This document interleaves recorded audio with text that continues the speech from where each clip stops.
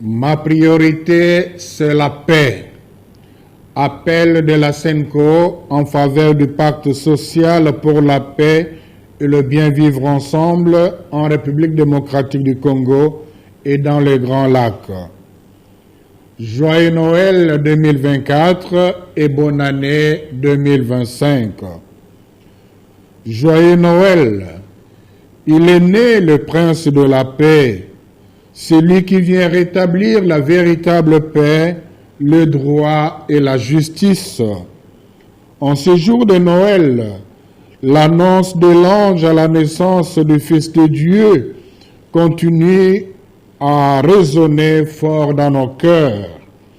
Aujourd'hui, vous est né un Sauveur, qui est le Christ Seigneur.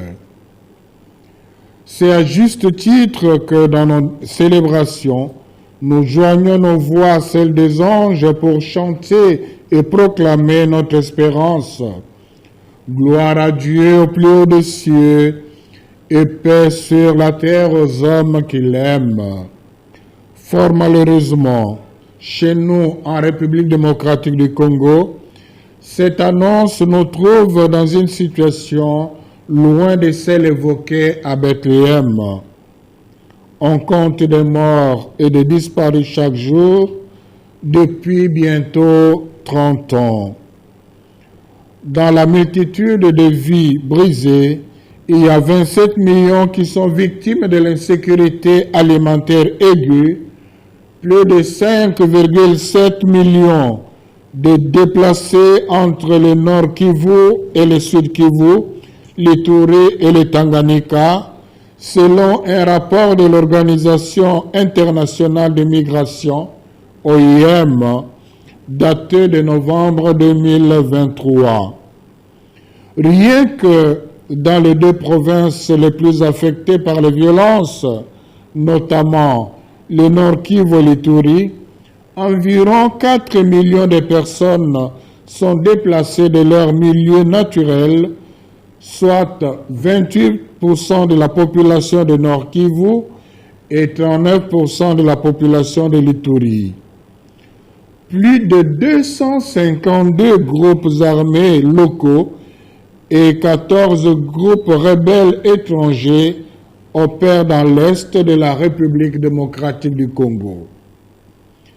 Ceci sans compter les drames vécus à l'ouest, notamment les désastres causés par les Mobondo sur les plateaux de Bateke et dans les territoires de Popokabaka, ainsi que les sinistres provoqués par les conflits intercommunautaires Lengo Mbole dans la province de la Chopo.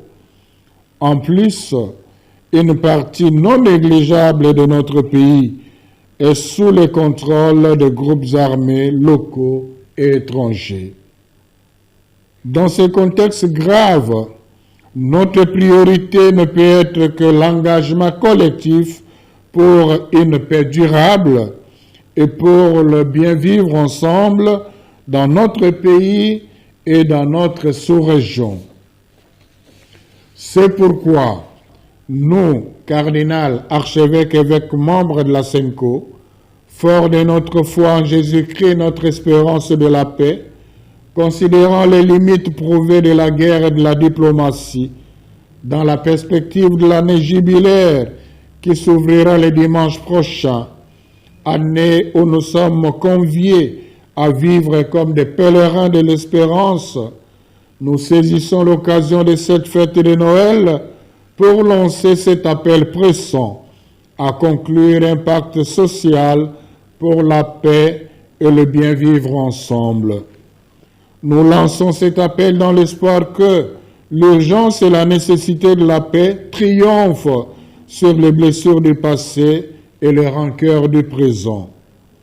Que cet appel, qui s'étend à la communauté internationale, laquelle est appelée à jouer un rôle plus actif encore, en permettant notamment que la voix de chaque pays des Grands Lacs soit équitablement entendue, trouve un écho dans les cœurs et les esprits de ceux qui ont le pouvoir de transformer ce vœu de paix en réalité de coexistence pacifique en République démocratique du Congo et dans le Grand Lac.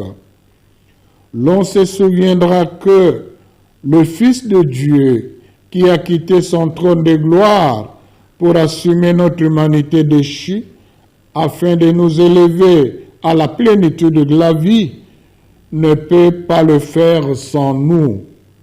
Le Prince de la paix est venu nous engager à être des artisans de la paix. Que devons-nous faire concrètement pour répondre à cet appel? Le Saint-Père, le pape François, nous en donne les indications dans son message pour la 58e journée mondiale de la paix. Nous remettre la miséricorde de Dieu. En nous reconnaissant débiteurs envers Dieu, nous nous redécouvrirons tous enfants d'un même Père et donc tous frères unis sur le chemin de la paix. Bien évidemment, le chantier est énorme et les défis nombreux.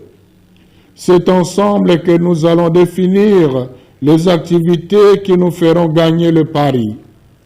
Pour l'instant, avec nos partenaires, dont l'Église de Christ au Congo et CC, avec qui nous partageons l'idée, nous allons mettre en place un secrétariat technique qui nous aidera à identifier au niveau national et international les structures, les personnalités et les compatriotes qui vont s'exprimer en faveur de cet appel à faire de la paix notre priorité, ainsi que les idées qui nous permettront de mettre en place une dynamique que nous croyons salutaire pour notre pays et l'ensemble des pays de Grand Lac. Puisse la Vierge Marie, Mère du Sauveur et Notre-Dame de la paix, intercéder pour l'avènement de la paix durable en RDC et dans le pays de Grand Lac. En la fête de Noël, les évêques membres de la SENCO, je vous remercie.